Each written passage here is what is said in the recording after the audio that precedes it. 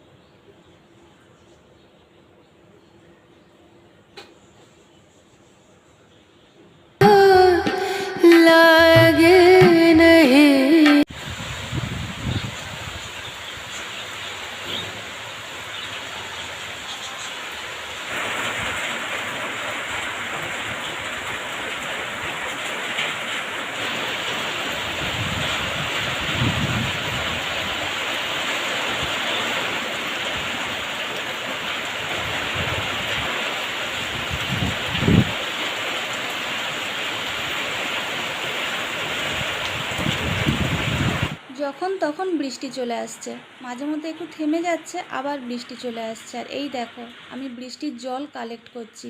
আমার ব্যালকনির গাছগুলো একটু জল পায় না, ওই জন্য জল কালেক্ট করছি। এ বাবা, ওদিকে ভিডিও করতে করতে দেখো আমার ঘরের জানলাগুলো বন্ধ করাই হয়নি, আর ঝাঁট এসে গেছে। দেখবে বিছানায় ঝাঁট চলে এসছে। এই দেখো, আমি খেয়ালই করিনি, ভিডিও করছিলাম। চলো আরেকটা ঘরের জানলা বন্ধ করে দিই তাড়াতাড়ি করে।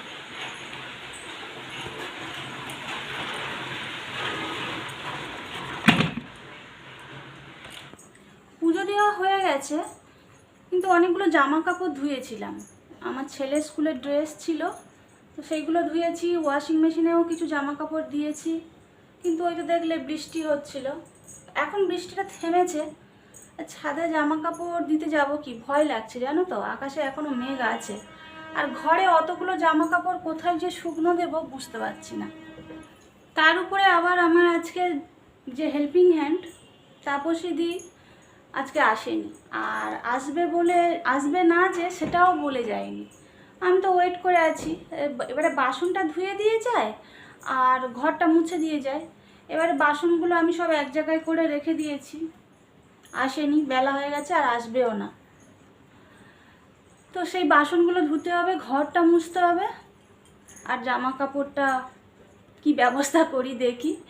তবে ঘরদোর আমার গুছানো হয়ে গেছে, বেড টেড ক্লিন করা হয়ে গেছে, আর রান্নাও হয়ে গেছে। রান্না তো আমার সকালবেলা হয়ে যায়, তোমরা জানো। আর আজকে যেহেতু বৃহস্পতিবার, আজকের হচ্ছে নিরামিষ রান্না করেছি। আজকের কচু আলু সর্ষে বাটা দিয়ে তরকারি করেছি, আর সোয়াবিন বড়ির তরকারি। তো তোমাদের সঙ্গে গল্প করছি আর এই ঘরের মধ্যে হাঁটছি, কিন্তু বেশি টেনশন হচ্ছে আমার এই জামা কাপড়গুলো নিয়ে। বিরক্ত লাগে জানো তো, আর ঠিক করে না শুকনো হলে কেমন একটা গন্ধ হয়। তুমি যতই কমফোর্ট দাও না কেন, রোদে শুকনো হলে এটা কত সুন্দর। তো আর বেশি বকবক করে লাভ নেই, কাজগুলো যখন করতে হবে। অনেকগুলো বাসন আছে, দাঁড়াও দেখাই। এই যে দেখতে পাচ্ছ, বাসনগুলো সব আমি এক জায়গায় করে রেখে দিয়েছিলাম। আর সকালে কিছু আবার রান্না করে দু একটা আবার নিচে সিঙ্কে রাখা আছে, কিন্তু আমার হেল্পিং হ্যান্ডের পাত্তা নেই। তো চলো দেরি না করে তাহলে বাসনগুলো মেজে ফেলি। বাসনগুলো ধুতে যাব, দেখলাম আবার বৃষ্টি আসছে। তো ভাবলাম আর ছাদে জামা কাপড় দিয়ে লাভ নেই, ঘরেতে এই দড়িতেই জামা কাপড়গুলো দিয়ে দিই, তারপরে বাসন ধোবো। তো এই যে দেখো জামা কাপড়গুলো আমার টাঙানো হয়ে গেছে, আর ওপরে আমি পাখাটা চালিয়ে দিয়েছি। এই বর্ষাকালে না হলে একদম শুকনো হতে চায় না। আর সব জামা কাপড়গুলো তো আর ঘরে হয়নি, এই ব্যালকনিতে কটা দিয়ে দিলাম। তো চলো, আমার ঘরটা তো ক্লিন করা হয়ে গেছে, তোমাদের আগে দেখিয়ে দিয়েছি। দেখো, আর কয়েকটা জামা কাপড় পাট করে মানে খাটের ওপরে রেখে দিয়েছি, এখনও আলমারিতে রাখা হয়নি। আর ওদিকে লিভিং রুমে সোফাটাও ক্লিন করে নিয়েছি, আর ডাইনিং টেবিলটা মুছে দিয়েছি। তো দেখো, এই যে living room dining room clean করা হয়ে গেছে। হ্যাঁ, তবে মানে মোছা বাকি আছে, ফ্লোরটা মোছা বাকি আছে। তো আমি বাসন মাজতে চলে এসেছি। তো তাপসীদি অবশ্য ছুটি খুব একটা করে না জানো তো, না বলে আসেনি, মানে হয়তো শরীরটা খারাপ করেছে। যাই হোক, বাসনগুলো আমি ঝটপট ধুয়ে নিই, তারপরে ঘরটা মুছে দেব।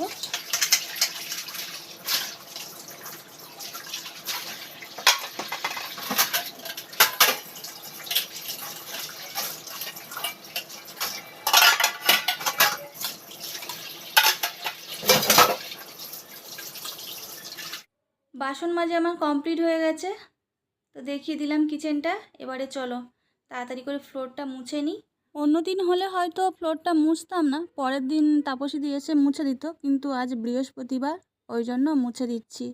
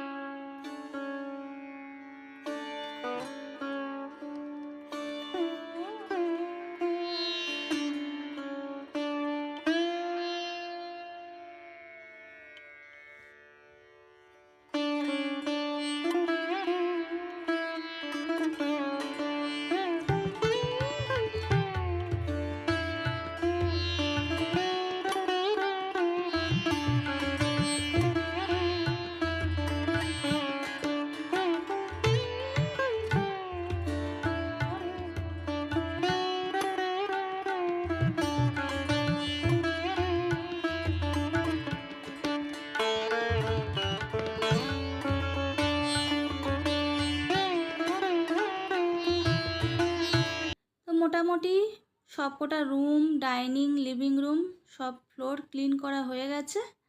তো এবারে ম্যাটটা এখানে পেতে দিচ্ছি।